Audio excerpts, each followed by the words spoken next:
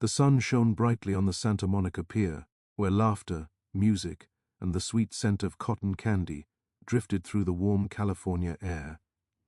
Families wandered along the weathered wooden planks. Children pulled eagerly at their parents' hands toward the rides, and couples leaned against the railings, gazing out at the waves rolling in below. Amid this vibrant, joyful scene, one young woman sat quietly in her wheelchair near the edge of the carousel, doing her best to blend into the crowd. Her name was Marissa Hart, a 19-year-old whose world had been turned upside down after a devastating car accident left her paralyzed from the waist down. She had always loved the pier, the colorful lights of the Ferris wheel spinning against the sky, the distant strumming of street guitarists collecting tips, the refreshing salty breeze off the ocean. It all made her feel alive in a way nothing else could.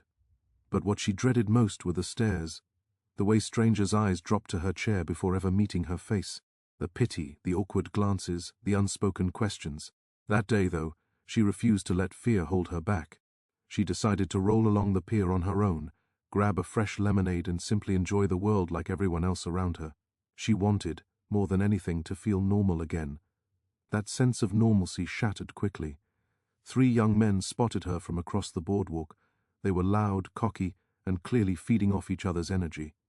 One sported a bright floral shirt, his chest puffed out proudly, tattoos snaking down his arms. The other 2 wore worn denim vests, laughing and shoving one another roughly.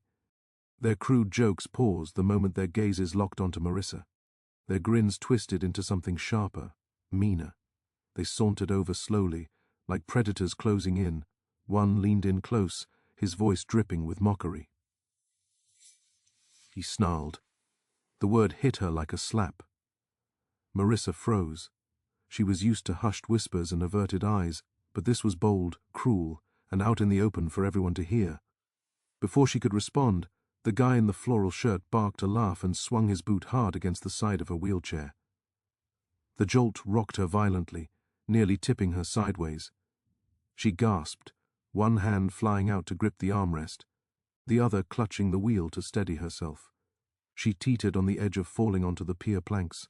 Heads turned nearby. A few people paused, eyes widening, but instead of stepping in, most looked away, quickly, uncomfortably, pretending they hadn't seen, and in that moment Marissa's heart sank deeper than ever. Not just from the bully's kick or his words, but from the heavy silence of everyone else.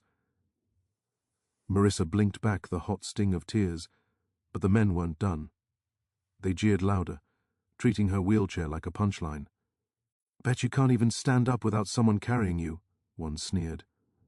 Another doubled over laughing, slapping his knee as if it were the funniest thing he'd ever heard. Each taunt chipped away at her strength. She wanted to disappear, to wheel away as fast as her arms could manage, but shock rooted her in place, her limbs heavy and unresponsive. Then the air began to change. At first it was just a low, growing rumble vibrating through the wooden boards beneath her.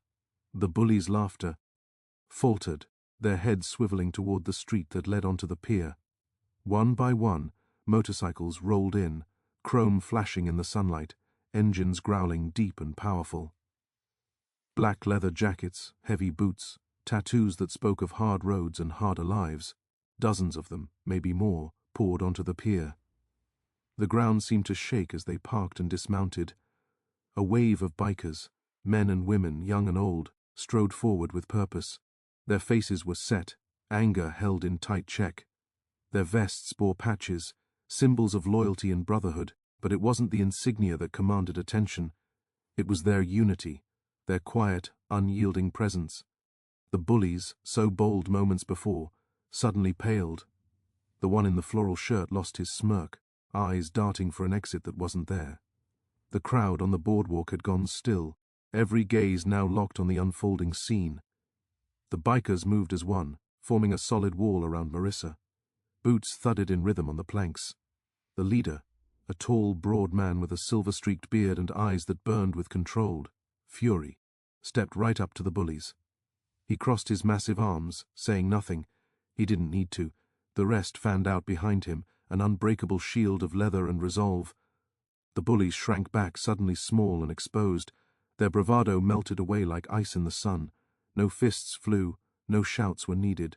The message was unmistakable: you will not touch her again. Marissa's heart pounded in her ears. For the first time since the accident, she didn't feel invisible, pitied, or fragile. She felt protected, valued, seen. The bikers never raised their voices. Their sheer presence shifted everything. The pier, once echoing with cruelty, now hummed with quiet awe. People who had looked away earlier now watched openly, some pulling out phones to capture the moment. The bullies, realizing they'd become the real spectacle, muttered curses and stumbled off, shoulders slumped, heads down. Then the leader turned to Marissa. His hard expression softened as he crouched to her level, meeting her eyes directly. "You're safe now," he said, his voice low and gravelly, but warm with genuine care. Tears Marissa had fought so hard to hold back finally spilled over. She nodded, words failing her. Around her, the other bikers offered small smiles, thumbs up, gentle nods. A few rested hands lightly on her wheelchair in quiet support. They didn't see her as broken or helpless. They saw her as someone worth defending. The moment lingered, timeless against the backdrop of the spinning Ferris wheel and the endless ocean breeze. Then the crowd erupted, applause rippling outward. Children clapped excitedly, parents exhaled in relief. Strangers stepped forward to offer kind words and gentle touches on her shoulder. But nothing compared to the warmth spreading through her chest. Knowing that this time, the world hadn't stayed silent. In the days that followed, videos of the encounter spread far beyond the pier. Clips of the bikers rolling in, surrounding her, shielding her, became a powerful symbol online.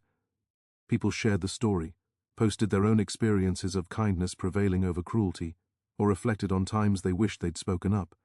Marissa's moment grew into something bigger, a reminder that courage can rise in unexpected places, and that compassion, when it shows up, can